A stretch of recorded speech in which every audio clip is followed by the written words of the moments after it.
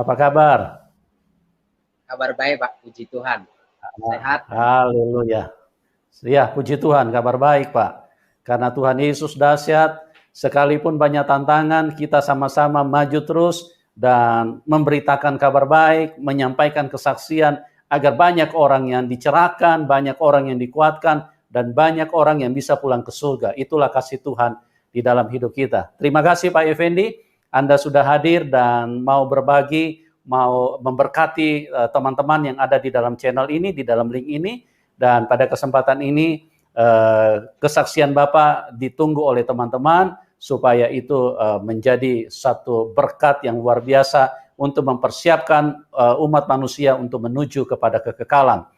Waktu dan tempat saya serahkan kepada Bapak. Silakan Bapak sampaikan apa yang telah Tuhan kerjakan di dalam hidup Anda. Silakan Pak Effendi.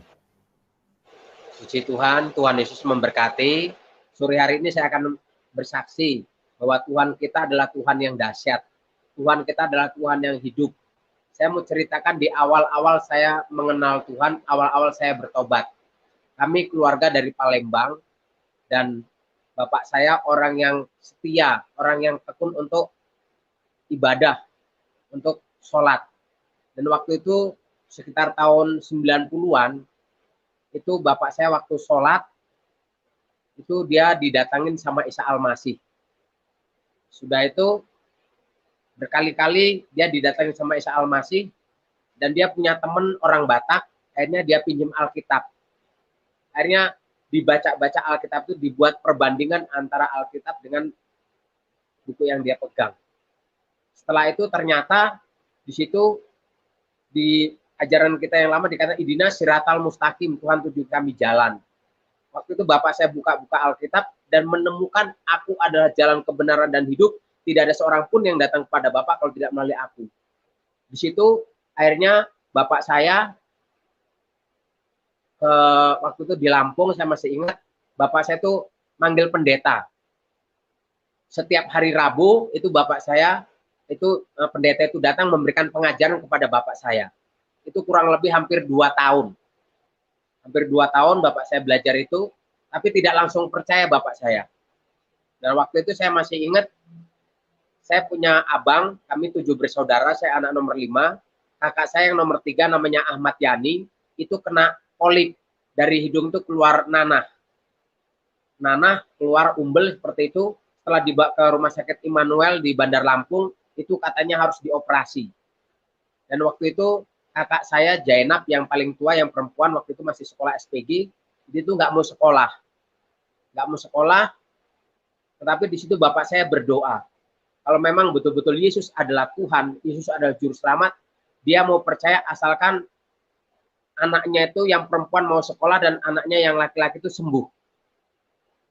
Dan di situ bapak saya minta sama Tuhan Yesus, dan abang saya juga, Ahmad Yani juga, dia kena polip, dan dia berdoa, dan dia bilang, dia mau percaya sama Tuhan Yesus kalau polipnya itu disembuhkan. Itu dengan sendirinya, polipnya itu yang dari hidung itu meler seperti nanah itu berhenti. Dan dengan bersamaan juga waktu itu, kakak saya yang perempuan yang namanya Jenab, waktu itu masih sekolah SPG, waktu itu dia mau sekolah lagi. Dan di situ saya lihat, terutama bapak saya melihat bahwa betul-betul Tuhan itu hidup. Dan di situ akhirnya kami satu keluarga mengambil keputusan untuk dibaptis. Waktu itu di Pringsewu, di gereja Kristen Lampung. Di Lampung, itu di Lampung Selatan, di Pringsewu, itu kami ambil keputusan dibaptis. Nah, itulah perjalanan hidup kami. Pertama-tama awalnya saya belajar untuk untuk percaya. Dan waktu itu karena orang tua saya memang orangnya keras, kami dari Palembang, dan bapak saya itu mengajarkan semua anak-anaknya itu harus jadi ngikutin ajaran bapaknya, yang karena bapaknya Kristen, anak-anaknya harus Kristen. Saya sendiri waktu itu nggak seneng. Waktu itu saya masih ingat, saya sekolah, saya STM, saya di Pringsewu, dan waktu itu kalau hari Minggu itu disuruh bapak saya suruh ke gereja, karena gerejanya itu kurang lebih jam 9 atau jam 10, saya lupa, pokoknya itu pagi. Nah, saya nggak ke gereja, saya ke gedung bioskop, karena antara gereja sama gedung bioskop itu nggak terlalu jauh. Jadi dari rumah saya ke Pringsewu, karena kami di Kecamatan Pagelaran tinggalnya dan gerejanya di Kecamatan Pringsewu. Jadi beda kecamatan, dan itu orang tua saya taunya saya ke gereja. Tapi sebenarnya itu saya nonton bioskop. Itu saya jalanin. Saya jalanin sampai saya tamat sekolah STM. Waktu saya tamat sekolah STM, itu saya dapat tawaran kerja.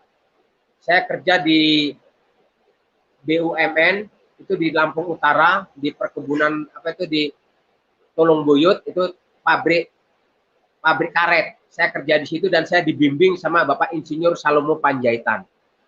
Saya di satu sisi dibimbing kerohanian, satu sisi saya juga bekerja. Saya masih ingat waktu itu saya kerja, itu sebelum Krismon, gaji saya itu satu bulan itu 450.000. Saya masih ingat waktu itu gajinya segitu. Sambil saya kerja, saya dibimbing kerohanian dengan Bapak Insinyur Salomo Panjaitan waktu itu. Dia ajarin saya tentang misi, dia ajarin untuk lebih dekat sama Tuhan. Ya, waktu itu berjalannya waktu, Bapak Insinyur Salomo Panjaitan itu pindah tugas. Waktu itu di Tulungbuyut, Lampung Utara, dia ditarik ke PT PPWA di daerah Natar. Pindah tugas dan saya sama dua rekan saya, kami kontrak rumah. Nah, waktu itu saya masih ingat waktu saya pulang kerja, di kamar itu saya mendengarkan suara. Suaranya dikatakan bahwa aku adalah hakim dan sekali-kali tidak pernah meninggalkan engkau. Itu saya dengar suara itu tapi hati saya damai. Dan saya percaya itu adalah Tuhan Yesus. Saya yakin itu Tuhan, karena hati saya damai. Dari perjalanan itu akhirnya apa? Berjalannya waktu tahun 1997 itu saya lepas kerja. Saya lepas kerja dan saya merintis gereja di Tulungbuyut, Desa Kalipapan, saya merintis gereja, dan di daerah Bunga Mayang. Itu PTP Perkebunan Tebu, dan saya juga merintis gereja di dua tempat di situ. Sampai tahun 99. Tahun 99, dalam hati saya ingin sekolah. Saya ingin sekolah Alkitab. Sudah itu, saya belajar saat aja, saya ke Jawa. Saya turun di Ungaran. Saya turun di Ungaran dan waktu itu saya kami beberapa teman-teman rombongan waktu itu ditampung ikut orang Korea.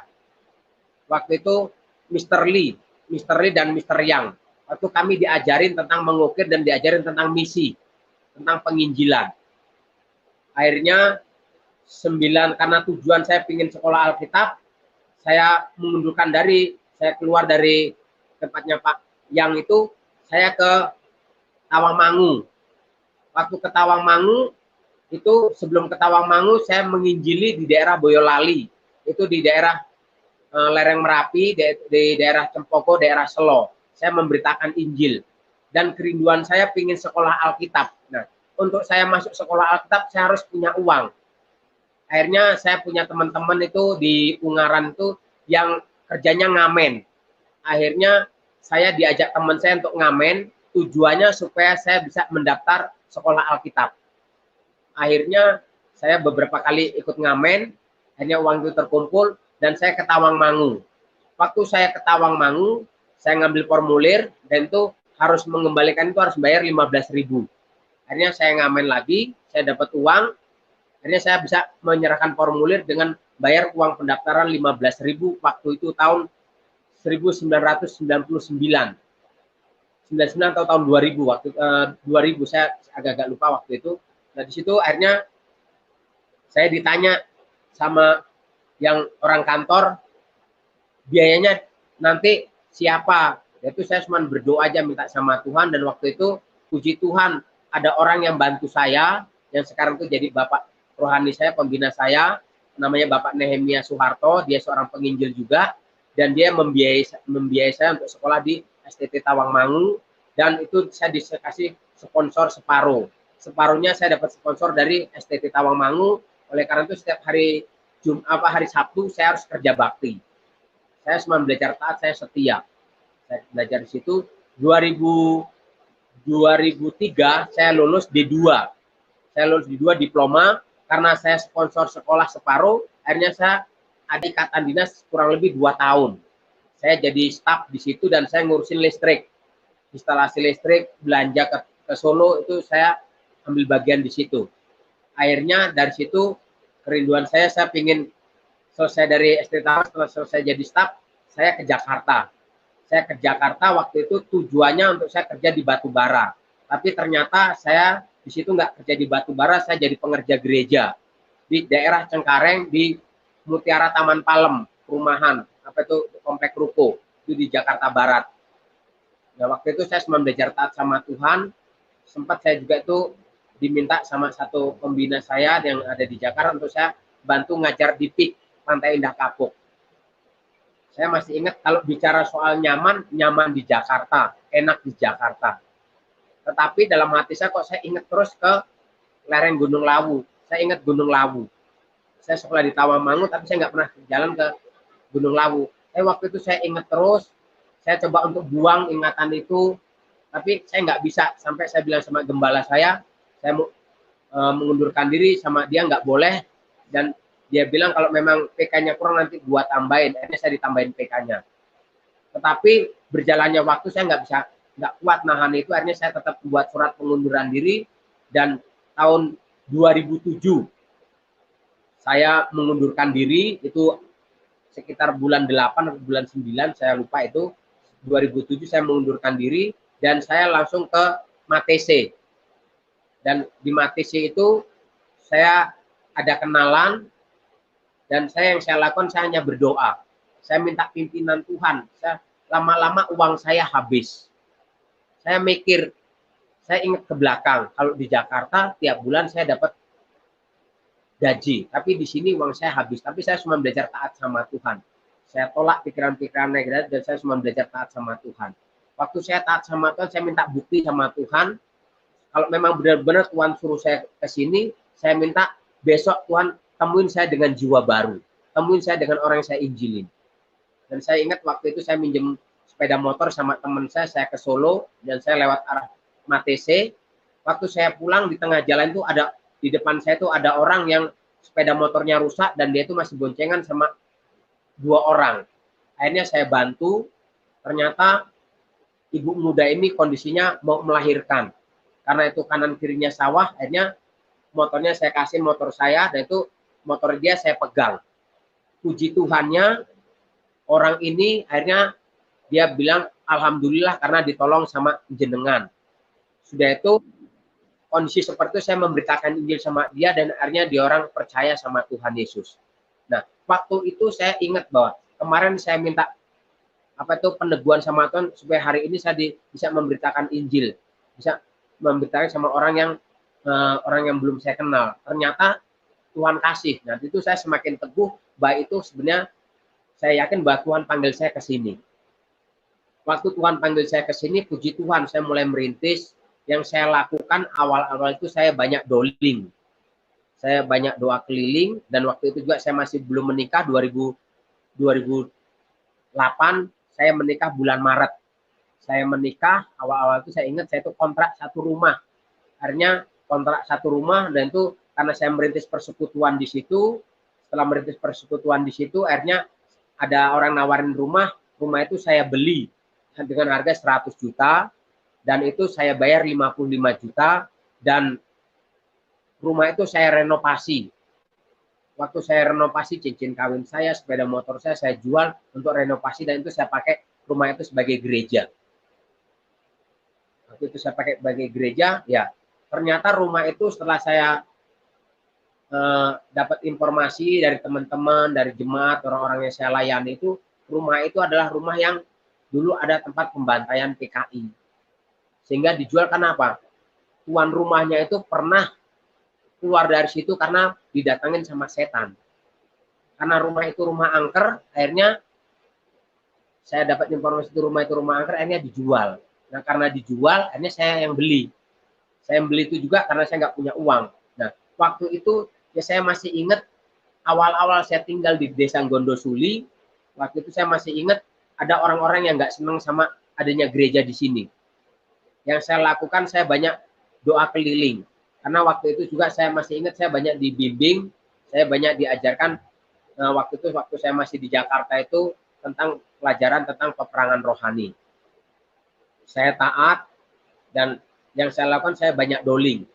Waktu saya doling, kalau saya ketemu setan itu seperti saya ketemu sama manusia. Ketemu setan itu seperti biasa. Pernah suatu saat saya tinggal di rumah dan anjing saya itu jegok terus karena saya piara anjing saya itu ngereng terus. Malam-malam itu istri saya, kami berdoa dan istri saya suruh tidur. Tapi saya kok janggal gitu, kok anjingnya ngereng terus. Saya keluar nggak ada apa-apa. Saya buka pintu, saya lihat nggak ada apa-apa. Gereng terus. Dia tuh saya berdoa lagi. Sudah saya keluar, saya kelilingin, saya keluar rumah, saya lihat di atas rumah saya itu ada kuntilanak. Ada kuasa kegelapan dan saya tengking, saya usir-usir dan akhirnya hilang. Tapi waktu saya nengking itu bulu kudus saya juga merinding karena saya berhadapan ketemu perang itu ketemu seperti itu. Tapi di situ saya lihat kuasa Tuhan bekerja. Nah, setelah berjalannya waktu, beberapa minggu kemudian, karena saya juga ada pelayanan di Solo dan istri saya itu waktu itu masih sendiri, kami belum punya anak. Istri saya taruh di rumah jemaat. Waktu saya taruh di rumah jemaat, hari kurang lebih jam 11 atau jam 12 saya ambil karena saya pulang dari Solo. Waktu saya pulang, saya sama istri saya itu melihat bola api di atas rumah saya. Ada bola api seperti itu. Tapi waktu saya dekat, bola apinya itu hilang. Itu saya berdoa. Saya cuma percaya sama Tuhan Yesus. Sudah itu beberapa waktu kemudian ada Pak RT yang RT saya itu datang ke rumah dan dia Pak RT itu bilang sama saya untuk hati-hati karena ada orang yang tidak senang dengan keberadaannya Pak Pendi untuk mendirikan gereja di tempat ini. Situ saya cuma berdoa, saya minta sama Tuhan, saya berdoa, saya terus banyak doa keliling, saya putarin rumah, saya urapin, saya mulai minta ditutupi dengan kuasa darah Yesus. Saya masih ingat waktu itu ada orang tua, beberapa waktu kemudian ada orang tua paranormal, dia itu datang ke saya dan dia itu ngusir saya. Dia ngusir saya, tapi dia itu saya cuma percaya sama Tuhan. Akhirnya saya tantang, tapi di situ yang saya lihat ada sesuatu yang kayaknya nggak masuk akal. Ternyata itu tadi sebelum saya ngeliat bola api, Bapak ini sudah datang. Ternyata bola api ini kiriman dari Bapak ini. Sehingga saya berdoa terus, saya minta sama Tuhan, saya minta dijaga, dilindungi sama Tuhan.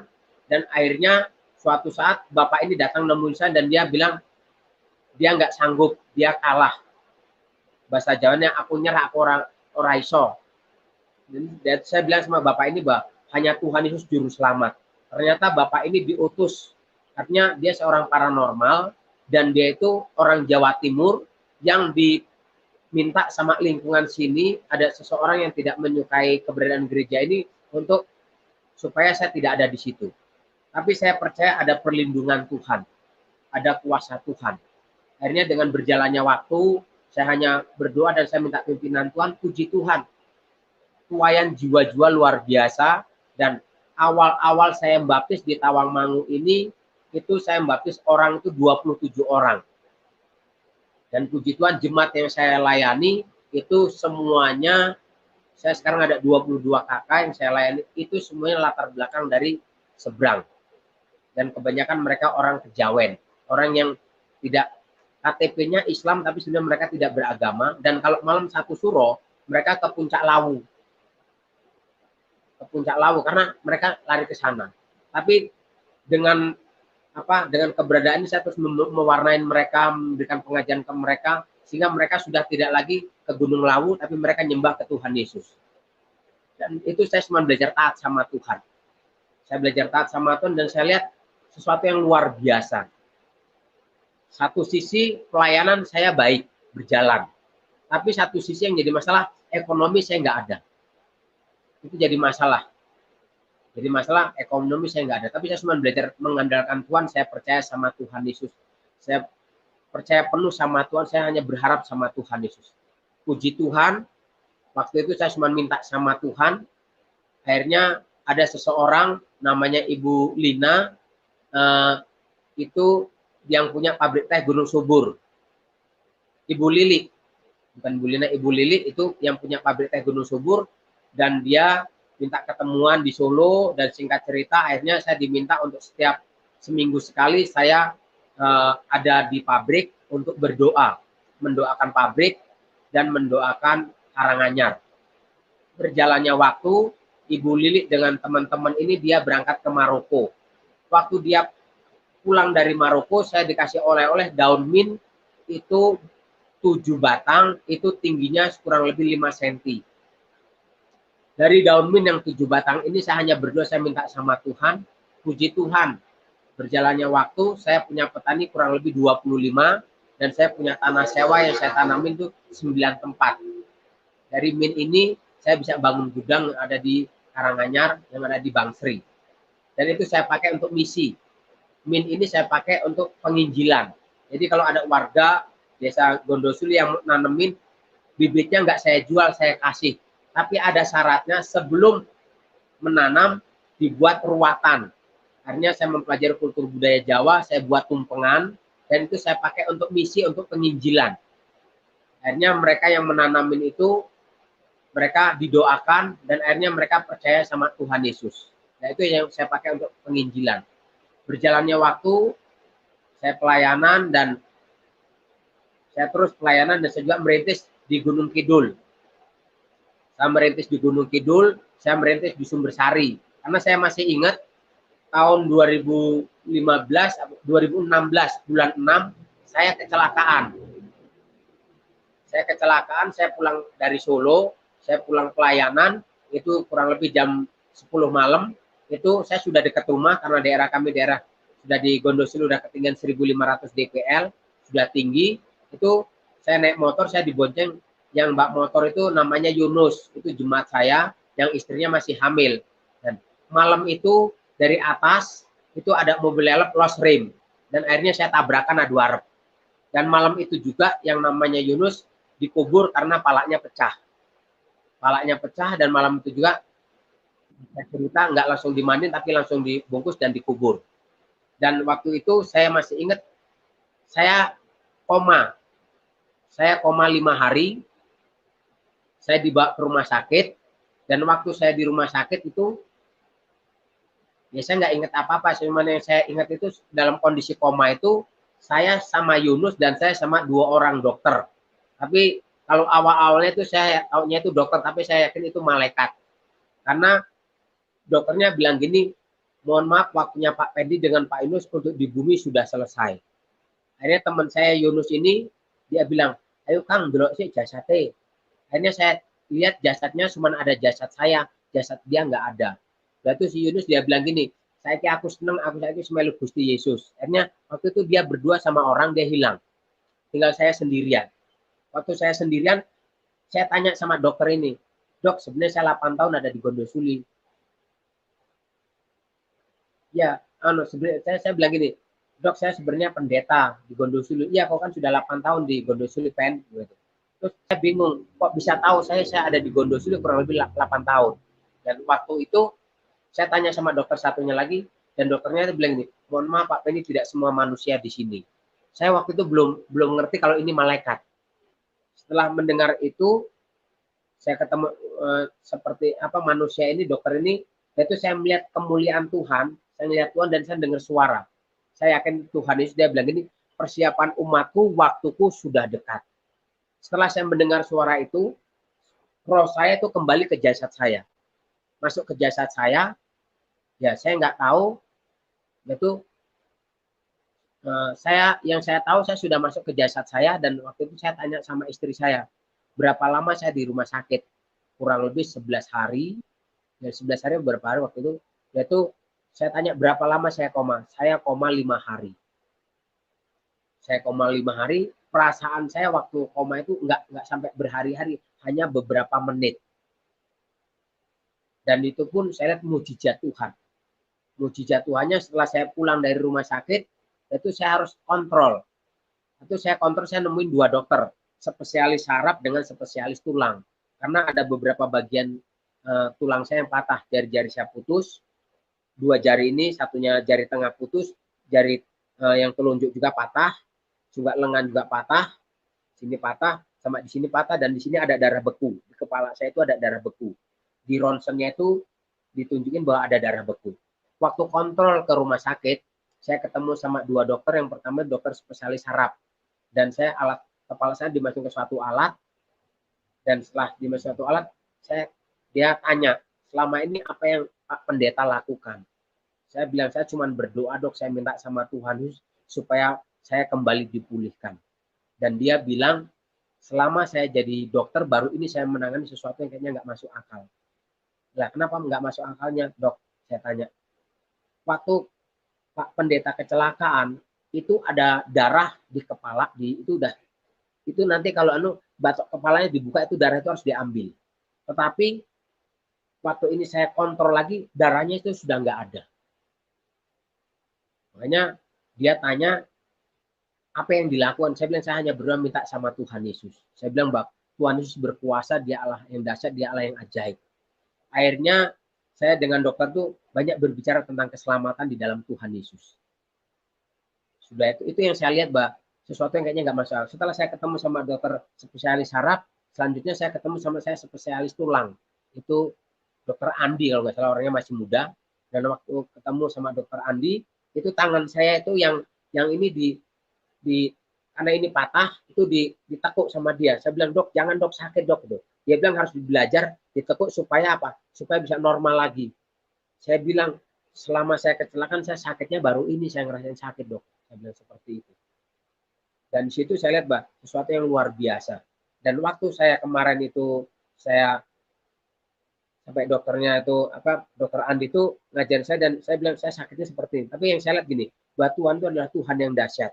Saya masih ingat, waktu saya koma kemarin itu, saya dapat 2 ayat. Di Yeremia 29 ayat yang ke-11. Itu dikatakan, rancanganku adalah rancangan damai sejahtera, bukan rancangan kecelakaan, untuk memberikan hari depan yang penuh harapan. Saya mikir, saya kecelakaan. Tapi waktu saya renungkan, saya mikir ayat ini, ya benar, saya nggak ngerasain apa-apa. Saya suruh cerita kejadian ditabrak itu, saya nggak bisa. Di memori saya itu nggak ada. Itu yang saya lihat, dan saya dapat ayat di Yeremia 29 ayat 11. Rancanganku adalah rancangan damai sejahtera, bukan rancangan kecelakaan, untuk memberikan hari depan yang penuh harapan. Jadi betul-betul, Mbak, kecelakaan ini saya nggak ngerasain apa-apa. Itu ayat di Yeremia 29, sama di Roma pasal 1 ayat 16 dan 17. Injil adalah kekuatan orang percaya, orang benar akan hidup oleh iman. Saya cuma merenungkan bagaimana Paulus punya keyakinan yang kokoh terhadap Injil. Bahwa Injil adalah kekuatan orang percaya. Saya bilang, begitu saya pulang dari rumah sakit, karena saya waktu itu saya koma itu saya ketemu Tuhan Yesus, dan Tuhan bilang, persiapan umatku waktuku sudah dekat.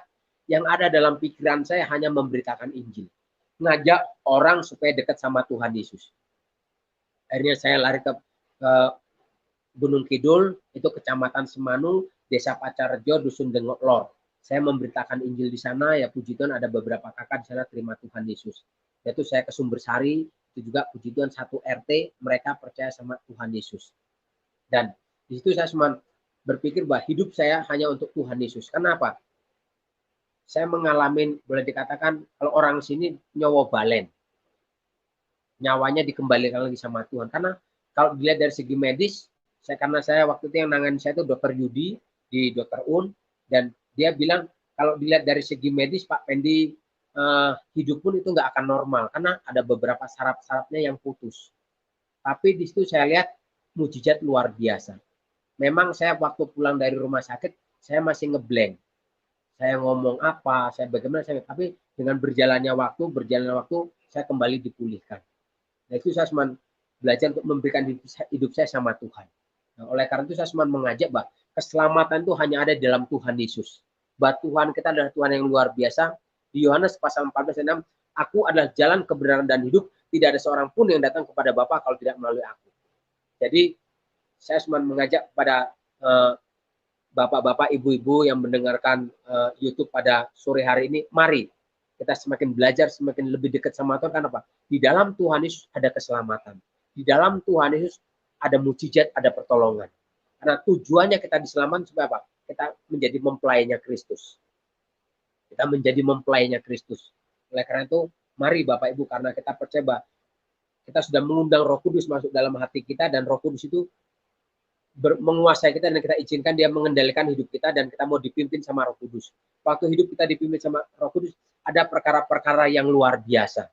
Saya mau ceritakan Bapak Ibu yang dikasih Tuhan, saya masih ingat tahun 2020, 2019, istri saya pulang ke Pekanbaru dengan anak-anak. Saya punya anak 2. Mereka bertiga pulang ke Pekanbaru dan saya di rumah sendirian. Dan waktu itu malam tahun baru saya ajak jemaat untuk berdoa. Waktu berdoa, akhirnya setelah saya jemaat pulang dan saya waktu berdoa dan di dalam hati saya bahwa tahun ini adalah tahun mujizat. Saya akan mengalami mujizat Tuhan. Dan waktu itu saya bersukacita karena saya akan nangkap bahwa di tahun 2020 adalah tahun mujizat. Akhirnya istri saya pulang dari Pekanbaru dan saya sampaikan bahwa saya dapat firman Tuhan ini dan saya pegang. Puji Tuhannya, pas awal-awal corona bulan 4, rumah yang sudah saya tempati sebagai untuk gereja itu kurang lebih 12 tahun saya pakai dan itu berkali-kali saya lunasin dan orangnya nggak mau nerima. Dan itu sudah saya renovasi.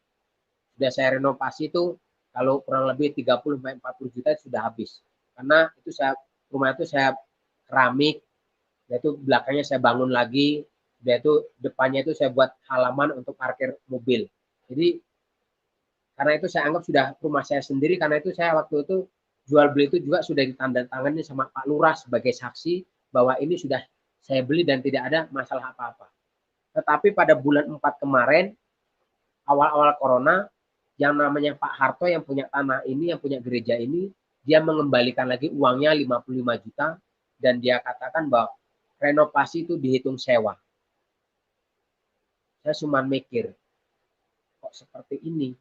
Tetapi dalam hati saya, Tuhan ajar saya tentang penyerahan hak. Tuhan ajar tentang penyerahan hak.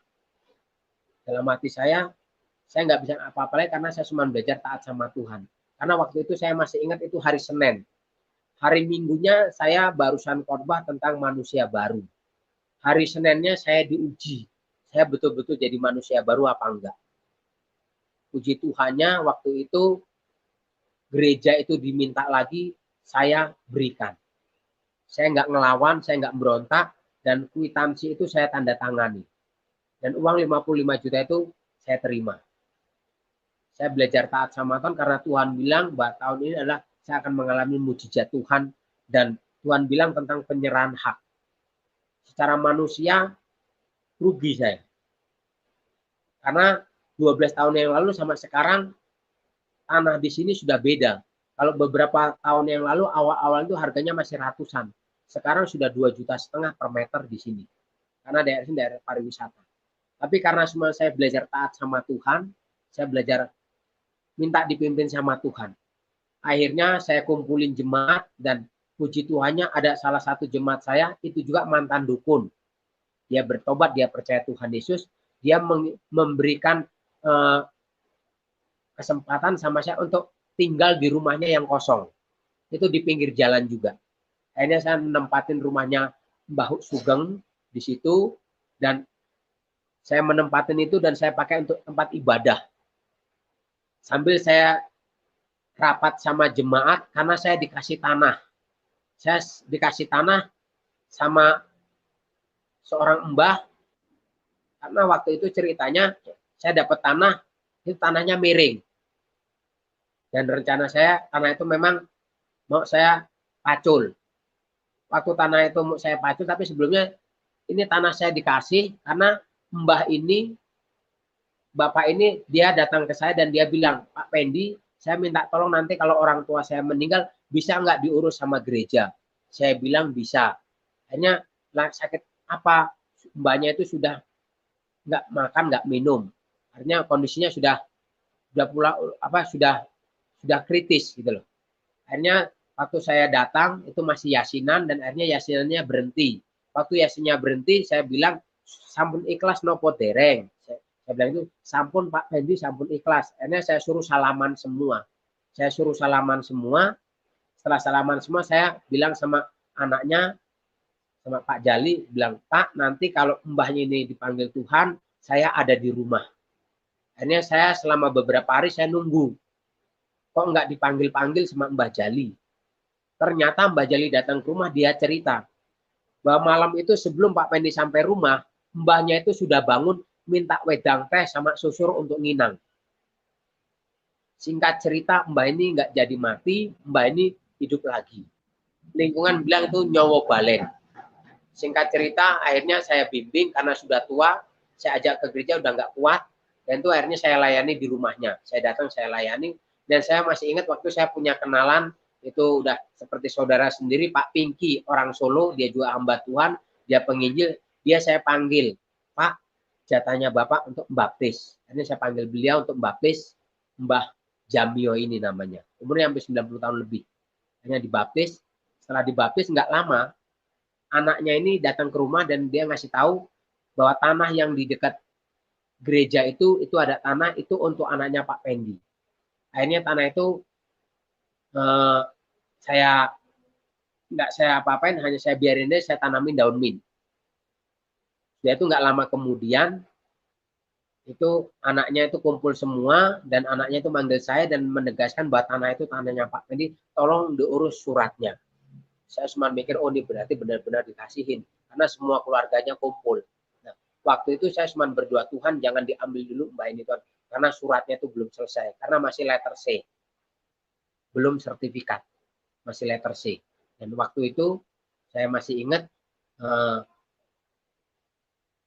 saya mulai datangin ke Pak Lurah dan Pak Lurah bilang bahwa Pak Pendi siapin folio, dia itu mbahnya suruh cap jempol di folio yang kosong itu. Ini waktu itu saya siapin beberapa folio, saya siapin tinta supaya mbahnya cap jempol.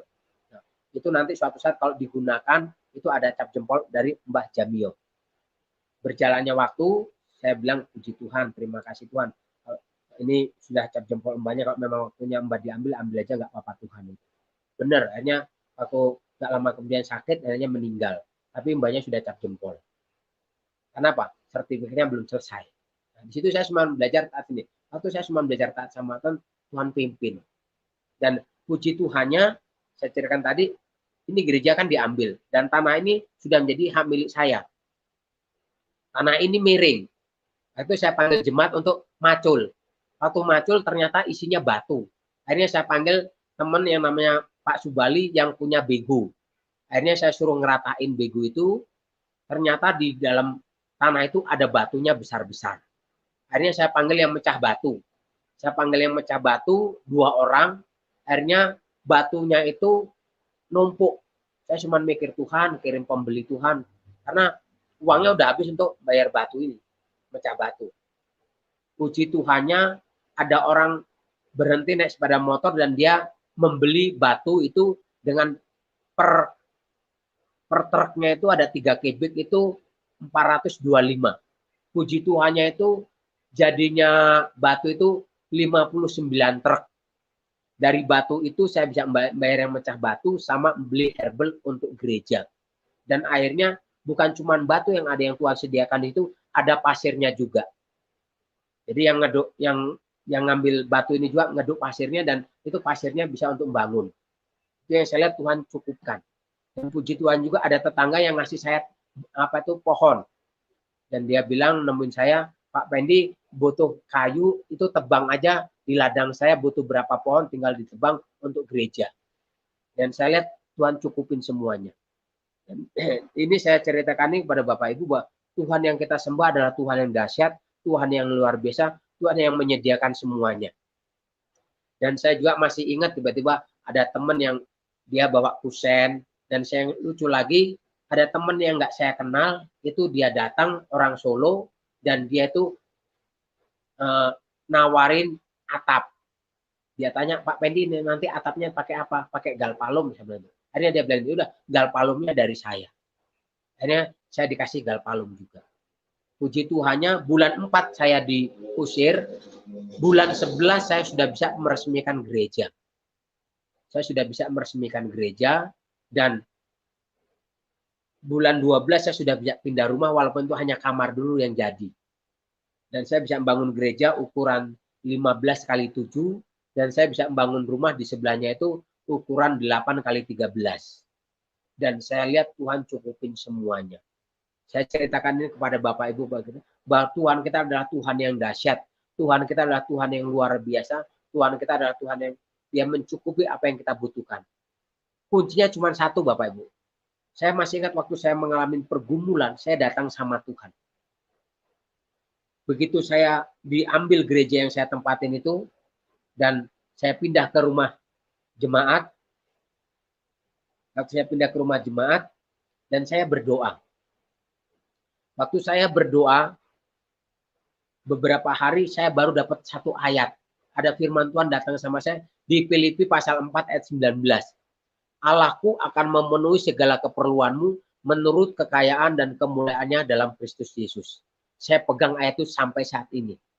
Saya pegang ayat itu dan yang saya lakukan di tengah-tengah kesibukan yang saya lakukan, saya cuma belajar untuk taat sama Tuhan sesuai dengan perintah Tuhan Yesus, pergi memberitakan Injil. Yang saya lakukan, saya banyak keluar memberitakan Injil ke Gunung Kidul, ke Sumbersari, ke Brenggolorejo, Karangpandan. Itu yang saya lakukan, saya banyak memberitakan Injil. Karena saya cuma begini, saya cuma mikir bagaimana saya berkenan sama Tuhan. Saya harus melakukan perintah Tuhan dan saya harus percaya penuh sama Tuhan Yesus. Karena firman Tuhan datang sama saya di Filipi 4 ayat 19. Allahku akan memenuhi segala keperluanmu menurut kekayaan dan kemuliaan dalam Kristus. Saya pegang itu. Waktu saya pegang itu, puji Tuhan. Oleh karena itu saya cuma mengajak sore hari ini kepada Bapak Ibu saudara-saudara yang mendengarkan acara ini, saya mengajak, mari kita berpegang teguh sama Tuhan. Nggak boleh bimbang, lebih yakin sama Tuhan Yesus. Karena di Matius pasal 19 ayat 26, bagi manusia mustahil, tapi bagi Allah tidak ada yang mustahil. Oleh karena itu saya cuma mengajak, mari kita berpegang teguh sama Tuhan, percaya ada pertolongan dalam Tuhan Yesus. Ada mujizat dalam Tuhan Yesus. Oleh karena itu saya cuma mengajak, ayo kita berikan hidup kita sama Tuhan. Waktu kita memberikan hidup kita sama Tuhan, kita lebih mempercayai firman Tuhan, Tuhan akan menuntun kita dan akan memberikan hal-hal yang supranatural dalam kehidupan kita. Dan saya ingat juga Bapak Ibu, saya sebagai hamba Tuhan, dan Tuhan kasih di dalam hati saya beban untuk menjangkau jiwa-jiwa. Yang saya lakukan, saya hanya berdoa. Saya ingat beberapa waktu lalu saya banyak doling. Saya malam keluar, saya hanya berdoa. Saya keliling. Saya keliling berdoa. Dan dalam doa itu, setelah itu saya pulang. Dan kalau saya tidur saya mimpi melihat banyak ular. Berarti saya harus banyak doa peperangan rohani. Tapi kalau saya mulai mimpi saya tuh melihat banyak ikan, berarti nggak lama ada jiwa-jiwa. Itu yang saya lihat, dan itu saya lihat itu nyata. Seperti contoh, semalam saya ingat Tuhan kasih jiwa-jiwa, Tuhan kasih jiwa-jiwa, puji Tuhan. Itu ada teman dari Solo bawa temennya namanya Pak Wiwit, dan dia malam itu saya layani dan dia mau terima Tuhan Yesus. Dan akhirnya saya kasih Alkitab dan saya bilang, ini sebagai pedoman, ini ditolong dibaca. Dan dia mau. Makanya saya cuma mengajak Bapak Ibu yang dikasih Tuhan, mari kita punya hati untuk menjangkau jiwa-jiwa dengan semampu kita minta pimpinan Roh Kudus. Itu apa? Kita menjangkau jiwa-jiwa. Dan waktu kita belajar taat sama Tuhan, saya lihat perkara-perkara yang luar biasa yang Tuhan berikan dalam hidup kita. Tuhan Yesus memberkati. Iya, haleluya. Luar biasa bagaimana Tuhan Yesus menyatakan dirinya, dan orang yang tadinya tidak percaya, yaitu Pak Effendi, dan Tuhan Yesus tetap setia. Tuhan Yesus mengulurkan tangannya untuk menyelamatkan, dan kita melihat di sini bahwa Tuhan Yesus adalah pribadi yang benar, karena Tuhan Yesus mengasihi semua lapisan. Sekalipun manusia tidak percaya kepada Tuhan, tadi Pak Effendi sudah menyatakan papanya sudah percaya. Disuruh ke gereja, dia malah lari ke bioskop. Tuhan yang baik itu Tuhan yang merangkul, bukan Tuhan yang haus darah. Ya, artinya kalau datang terus marah-marah, kurang ajar kau ya, kau tidak percaya sama aku sudah sembuhkan kakakmu, sudah sembuhkan saudaramu, sudah selamatkan bapamu, kau ini masih bandel. Kenapa kau tidak mau percaya sama Tuhan? Tidak seperti itu. Dirangkul dan Tuhan malah menyatakan diri sehingga Pak Effendi bisa diselamatkan. Dan apa yang terjadi setelah beliau percaya Tuhan Yesus? Banyak sekali tantangan serangan, baik dari dukun, orang dikatakan orang pintar lah, mencobai dengan ilmu-ilmunya, tapi Tuhan Yesus jauh di atas segalanya. Telah terbukti bagaimana Tuhan menyatakan dirinya sekalipun iblis merancangkan banyak serangan, bahkan sampai beliau, Pak Effendi, mengalami kecelakaan, tapi penyertaan Tuhan selalu sempurna. Bagaimana Tuhan menyembuhkan, membangkitkan kembali, dan memberi kesempatan untuk melayani Tuhan. Dan saat ini Pak Effendi dengan begitu giat melayani, dan ada begitu banyak orang-orang yang diselamatkan, orang-orang yang tidak percaya, yaitu yang dari seberang sana, kemudian mereka bisa percaya kepada Tuhan Yesus. Itu satu hal yang luar biasa yang Tuhan nyatakan kepada seorang murtadin, ya, seorang yang dari iman yang berbeda, kemudian percaya Tuhan Yesus. Terima kasih Pak Effendi atas kesaksian yang luar biasa. Doa kami buat Bapak tetap setia melayani Tuhan, dan bagi teman-teman yang diberkati, yang mau dukung narasumber, Pak Effendi sekarang pelayanan di tempat-tempat yang tidak banyak pendeta mau melayani, tapi beliau punya panggilan yang khusus, dan kita dukung. Teman-teman yang diberkati silakan dukung. Di layar deskripsi kita taruh, Anda bisa salurkan persembahan Anda, memberikan dukungan kepada narasumber. Oke, Pak Effendi, terima kasih Pak. Tuhan berkati Bapak. Ya, tetap semangat.